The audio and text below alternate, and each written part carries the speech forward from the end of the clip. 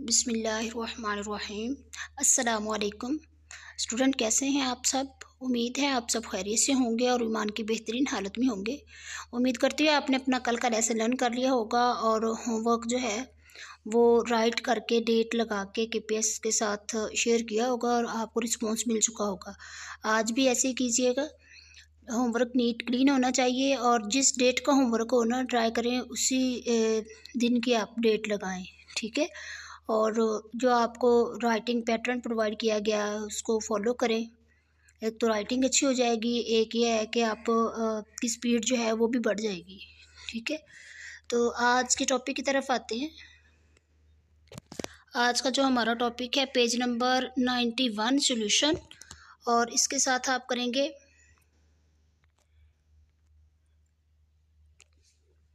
D3 और 4, ठीक है। D3 और 4 करेंगे इसके साथ आप। और जो होमवर्क में आप लोग करेंगे वो है right different types of solution, ठीक है। टाइप्स ऑफ सोल्यूशन ये नीचे टेबल दिया होगा, ये आपने होमवर्क में करना है।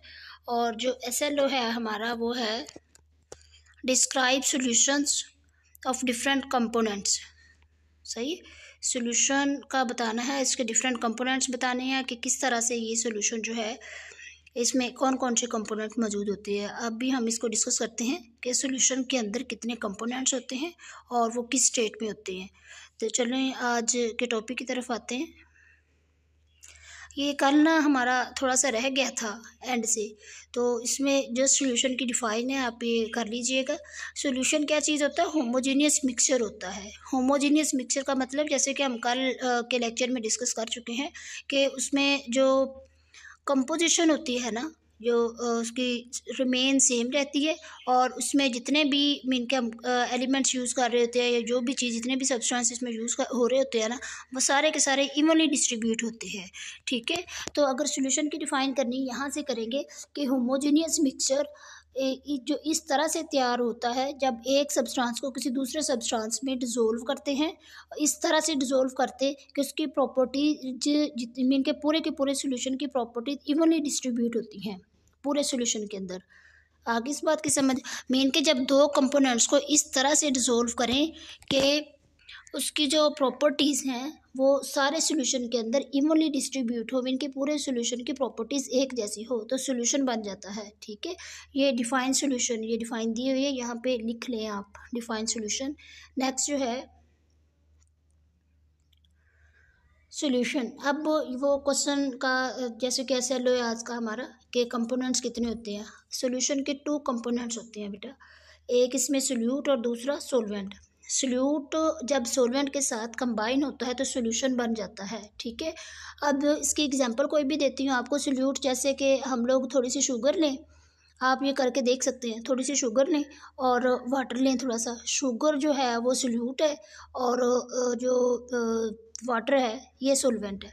जब ये दोनों आपस में कंबाइन होंगे, जब आप इसको अच्छे से डिज़ोल्व कर लेंगे शुगर को वाटर के अंदर, तो हमारे पास जो न्यू सब्सटेंस बन रही है उसको कहेंगे सोल्यूशन, ठीक है।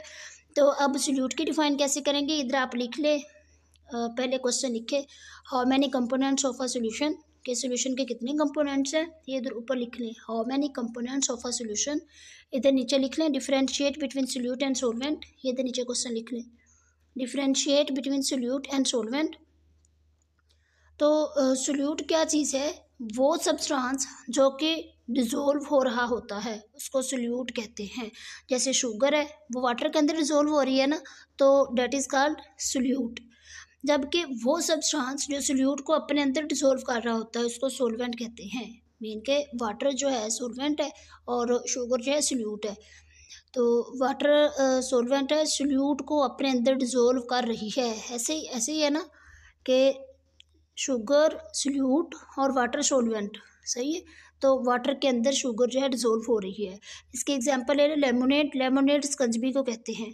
तो इसमें अगर हम लोग देखें लेमन और शुगर जो है ये 2 सोल्यूट है और किस में डिसॉल्व हो रहे हैं? वाटर में डिसॉल्व हो रहे हैं, तो वाटर इसमें सोलवेंट है, सही है। तो सोल्यूट जो होता है हमेशा, जैसे आप लोग देख भी सकते हैं, ये प्रैक्टिकली देख सकते हैं खुद घर में करके, साल्ट ले लें या आप लोग स्पंज भी बना के देख लें, या फिर आप साल्ट वाटर में ऐड करके देख लें। सोल्यूट जो होता है वो लेस क्वांटिटी में होता है, सॉल्वेंट जो होता है वो मोर क्वांटिटी में होता है। ये मायने में रखिए कि एमसीक्यूज है ये। सोल्यूट लेस क्वांटिटी में होता है, मीन के थोड़ी मिकदार में होता है, तो सॉल्वेंट जो होता है वो ग्रेटर अमाउंट में होता है। अगर इनका इंट्रैक्शन ना हो, अगर सोल्यूट और सॉल्वेंट का इंट्रैक्शन ना हो तो सोल्यूशन हमारे पास नहीं बन सकता। ये अंडरलाइन कर लें ये वाली लाइन, कि सोल्यूट और सॉल्वेंट का अगर आपस में इंट्रैक्शन ना हो, मीन के दोनों एक दूसरे को स्पेस ना दे अपने अंदर, दोनों डिजोल्व करने की हालत में ना हो, तो सोल्यूशन नहीं बन सकता। सही है। तो सोल्यूशन, अगर एक हम लोग सोल्यूशन बना रहे हैं, उसमें लाजमी नहीं कि एक ही सोल्यूट हो, एक से ज़्यादा भी सोल्यूट हो सकते हैं, जैसे सोडा वाटर, फिजी ड्रिंक वगैरह। अब यहाँ पे देखें, साल्ट है जो कि सोल्यूट है, और जब इसको हम लोग सॉल्वेंट में ऐड करेंगे, सॉल्वेंट क्या चीज़ है, वाटर है, तो हमारे पास जो न्यू चीज़ बन जाएगी सोल्यूशन है, साल्ट सोल्यूशन। ठीक है। नेक्स्ट कहते हैं सोल्यूट जो है वो सॉलिड, लिक्विड, गैस, जिस मर्जी स्टेट में हो सकते हैं, इन तीनों स्टेट में से किसी भी स्टेट में पाए जा सकते हैं। जबकि सॉल्वेंट जो होता है मोस्टली हमारे पास वो लिक्विड स्टेट में होते हैं, लेकिन सम केसेस में सॉलिड और गैसियस स्टेट में भी पाए जाते हैं ये।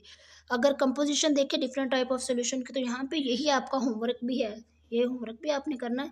तो डिफरेंट टाइप्स ऑफ सोल्यूशन।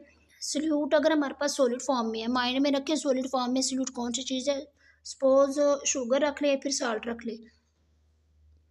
तो सॉल्वेंट हमारे पास लिक्विड में है, लिक्विड वाटर रख ले सॉल्वेंट। जब इन दोनों को मिक्स करेंगे हमारे पास क्या बन जाएगा, शुगर सोल्यूशन बन जाएगा, फिर कॉफ़ी बन जाएगा। ठीक है। इस तरह से लिक्विड सोल्यूट है और सॉल्वेंट भी लिक्विड है, तो हमारे पास विनीगर बन गया, ये इंक इन वाटर बन गया।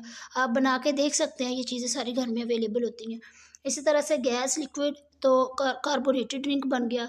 गैस गैस एयर और नेचुरल गैस बन गया। सॉलिड सॉलिड स्टील और ब्रेन्स बन गया। ठीक है। ये आप लोग यही वाला टेबल जो है होमवर्क करेंगे, डेट लगा के केपीएस की जो लिंक शेयर किया उस पर सेंड कर दीजिएगा। नेक्स्ट जो है क्वेश्चन नंबर है 3 and 4। Question number 3 and 4 is house hold rubbish an example of compound और मिक्सचर एक्सप्लेन। कहते हैं घरों का जो कूड़ा क्रिकेट होता है, क्या ये कंपाउंड की एग्जाम्पल है या फिर मिक्सचर की एग्जाम्पल है। कल तो हमने ये टॉपिक में डिस्कस किया है कि हाउस होल्ड रबिश जो है ये मिक्सचर है। मिक्सचर किस लिए है कि इसमें डिफरेंट सब्सटेंस होते हैं, उनकी डिफरेंट अमाउंट होती है। जैसे कि अगर हम लोग हाउस होल्ड रबिश की बात करें तो उसके अंदर फूड के पार्टिकल्स होते हैं, मेटल्स होते हैं, पेपर होते हैं, नॉन मेटल्स भी कुछ होते हैं। ठीक है। ये वाली सारी चीज़ें होती है और वो इवनली डिस्ट्रीब्यूट नहीं होते, एक बात।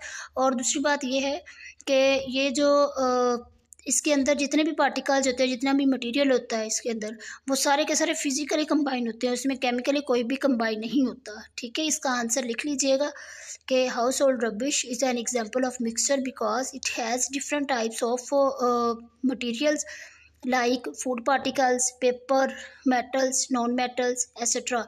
All these substance, all these particles are not chemically combined but they are physically combined. ठीक है। ये नेक्स्ट क्वेश्चन नंबर 4 है, is vinegar a mixture discuss. कहते हैं विनीगर जो है ये मिक्सचर है, इसकी वो डिस्कस करें। Yes, vinegar is a mixture, लेकिन ये मिक्सचर होमोजीनियस मिक्सचर है, जबकि हाउस होल्ड रबिश जो है हेट्रोजीनियस मिक्सचर है। ये विनीगर होमोजीनियस मिक्सचर है, जैसे कि हम प्रीवियस लेक्चर में डिस्कस कर चुके हैं कि हाउस होल्ड जो ये विनीगर जो है होमोजेनियस मिक्सचर इस तरह से हुआ जब स्मॉल अमाउंट हम एसिटिक एसिड की वाटर में डिसॉल्व करते हैं।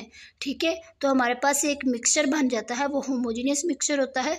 और विनीगर, ये जो विनीगर जिसको एसिटिक एसिड कहते हैं, ये वाटर के अंदर इवनली डिस्ट्रीब्यूट होता है। ठीक है। ये अच्छे से कर लीजिएगा। 3 and 4 2 शॉर्ट क्वेश्चन कर लीजिएगा और वो टेबल होमवर्क में कर लीजिएगा। फी अमानिल्लाह क्लास।